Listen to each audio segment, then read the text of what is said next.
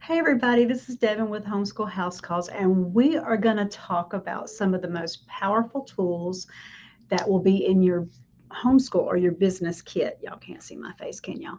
So this is going to be about productivity. It's something very near and dear to my heart. Y'all know I'm techie and I love tools, but we're going to talk about Google Calendars this week.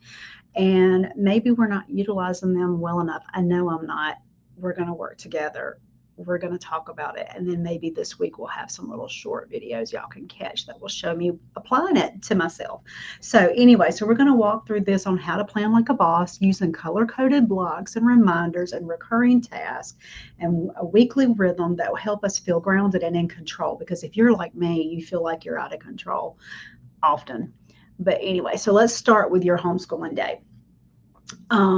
I'm looking at my notes. So you want to create time blocks for your homeschool rhythm, not rigid hour by hour plans that never works well, especially in the homeschool world or in the business world. Rigid doesn't usually work. You want flexible blocks. There's morning time, there's core work block, there's nature project time, there is your personal job time, there is your home care time. There's lots of different blocks you can have. Now, the first thing you need to do is grab a piece of paper and make a list of things that can't move. It could be a weekly meeting to grandma's, or it could be grocery shopping. There are things that won't move, that you can't move around. But blocks of time can sometimes be interchangeable, especially when they're 2 hour blocks. Like, let's say your morning time, let's say something happens, you have to go out of the house. Well, you flip that block from project nature time, and let's say you have to go to the house, but you have a little bit of time that you can go in and do some nature stuff while you're in the crazy the errand that didn't get planned, that errand you didn't know was going to happen. And then that nature time in the afternoon, you flip in that morning time. So it's like you flip, and you can think of these blocks as not set in stone. You have things in life that you can't change, but then these blocks can be interchanged. So you add these as reoccurring events in your calendar. Name the blocks something meaningful to your family. Learning lab, family focus, something that feels personal, not just another to-do list. Um, so these are going to be, your blocks of time. So during this week, we will open a calendar and we will do this, and I'll do some short little segments. So y'all come back and look for my shorts. We'll do that there. This time, we're just going to throw a lot of information at you, and you're going to go, Devin, why so much stuff? So set your blocks. You have the things that you can't move off your calendar, that you don't have any control over. But then you have your blocks of time. It can be math time. It can be your core work block. It can be your personal work block. It can be nature time. It can be, like they said, learning lab. I love the idea of learning lab. I would like tinkering lab. Have you ever seen tinkering? I love tinkering. It's where you have like this big amount of stuff, and they learn how to tinker, and you use real stuff. Like, go to Goodwill and buy an old computer monitor, so they're learning how to pull things out, and doing all those things. It's just there's lots of learning here that you could do that you don't even realize you're doing. So you start there. There's your blocks. The next thing you're going to do is have color coded systems. Now, this makes it visual. So when you look at your calendar, and you pull your app up and you see your Google Calendar, see, there it is. When you look at it what it is. It could be blue for a homeschool block, green for personal or self-care time. I had self-care yesterday. I'm like, you color code it green. Purple for family life, meals, errands, sports. Vacation for us is yellow. We put, because yellow, that is a happy color. I don't like to wear yellow. It doesn't look good on me, but it's a very happy color. So that is when I look at my calendar for the month, I see the yellow. I go, oh, we're going out of town. You could color coordinate kids. I probably wouldn't. For me, that gets a little bit too, maybe doctor's appointments, maybe.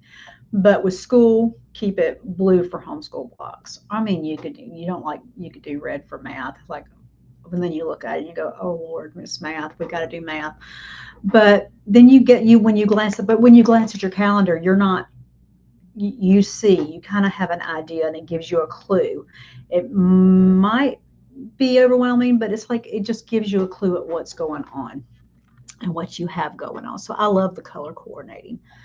Event reminders. When you set, well, we all put events in there, but when you go in there and you put the event, you can set reminders that you know so that you remember that you're going. So you create the events like the co-op class or the field trip, or let's see, I'm looking at my thing, a client Zoom call, which mine is automated. I use Calendly. That's a whole nother system, and it puts it onto my Google Calendar, and then I know I'm like, I check my phone every morning. I go, ooh, I have 3 phone calls tonight, or I go, ooh, no phone calls. It's like I'm on vacation. But I mean, you set up a pop-up reminder so that you don't forget those. And I am notorious for barely remember, even though I check in the morning, I'm like notorious for forgetting. And a bonus tip, Google gave me this.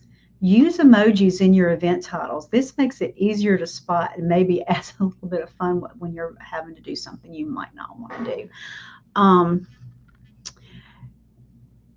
My notes suggest given like a recommendation, go 15, 30 minutes before or even the day before. So if it requires packing, 15 is never good for me. I need a little bit more. 15, 30 is never good for me. I need about an hour really for me. I need that extra thing. So reoccurring tasks. Tasks is one I have not utilized, and I'm actually going to work on that this week when I do this. I'm going to go through these suggestions and show you what they look like. But it's not something I've done before. And they said it will automate your sanity. I don't know. I'm like, I'm going to try this. It's like add reoccurring events for things like lesson planning every Sunday evening or grocery pickup. I don't do grocery pickup. The virus that will not be named, that I don't want to name, that we don't like, that we learned a lot. I do delivery now. That was the best thing that first month when we all had that virus, everybody in my house.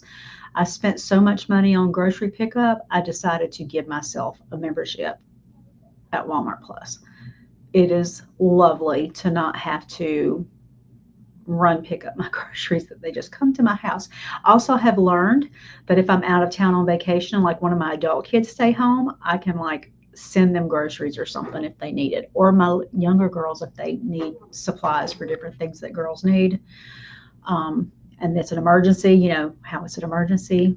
If you don't have teens, you will learn. I'm like, it's an emergency. I can send it to them. It's beautiful. So you can set these recurring tasks like lesson planning on Sunday evening. I know Sunday evening's never good for me. Saturday's a little bit better. Sunday evening, I felt like I was rushed. I try to do those before the weekend. Doesn't always happen. Grocery pickup every Thursday morning, which would work when I was, it was a thing.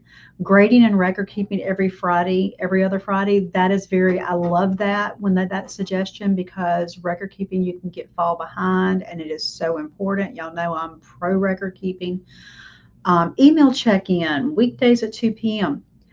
I was listening to a productivity show called The Productivity Show on the podcast, and they were talking about not checking your email all the time, and because it can sidetrack your day, and just setting it for a certain time. And I think that's a brilliant thing.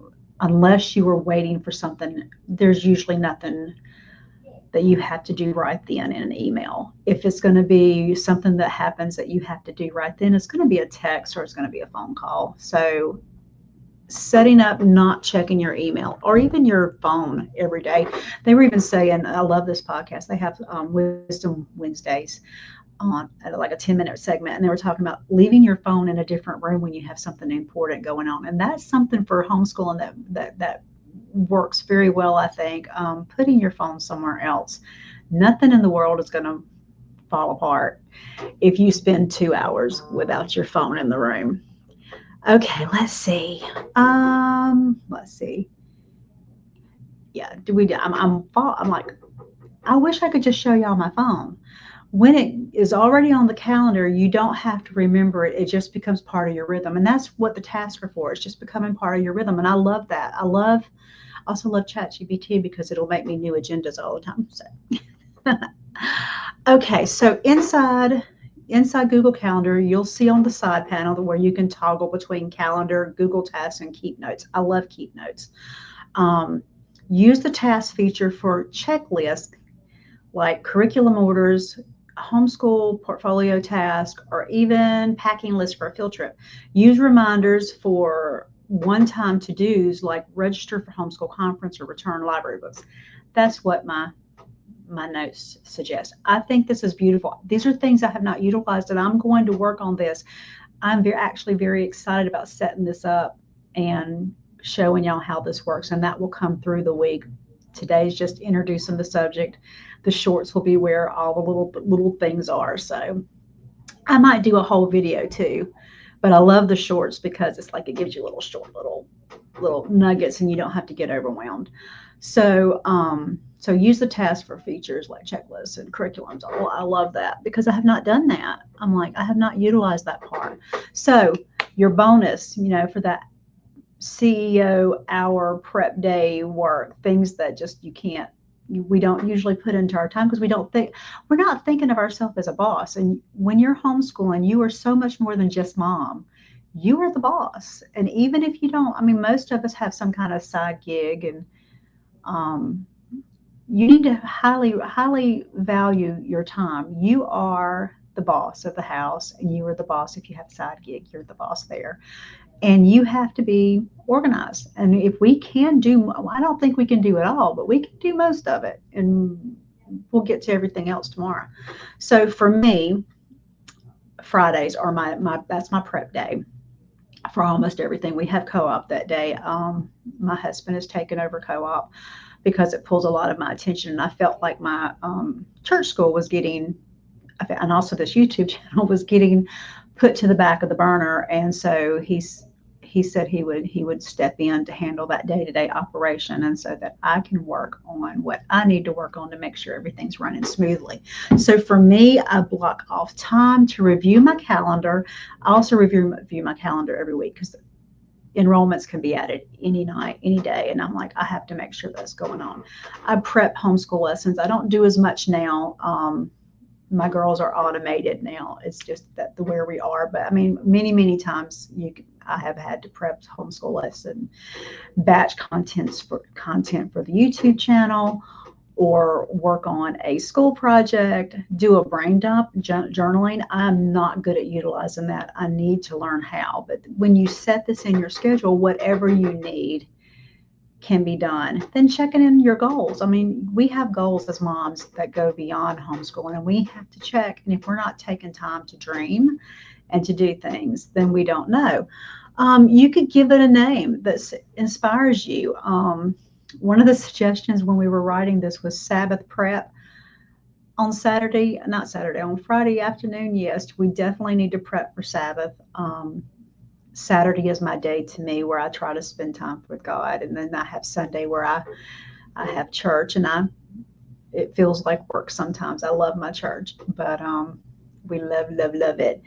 But I do less on I do less on Saturday, and try to keep that as my day that we rest and we spend time moving forward.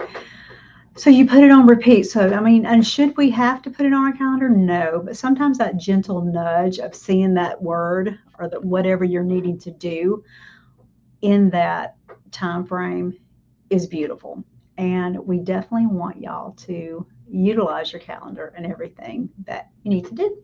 So I'm really excited. We're going to work on this week. I'm going to actually, do less talking and do more hands-on in the next video, and hopefully drop me any notes of something you want to see or what you want to see put into a calendar, and we'll see how we can do it.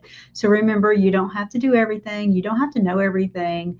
We learn as we go along. We learn with our children. You just need a system that lets you do what matters most. Google Calendar is free, flexible, and really powerful. I really think Google products are wonderful. But we have to use them with intention. So you've got this, girl, Mama Boss.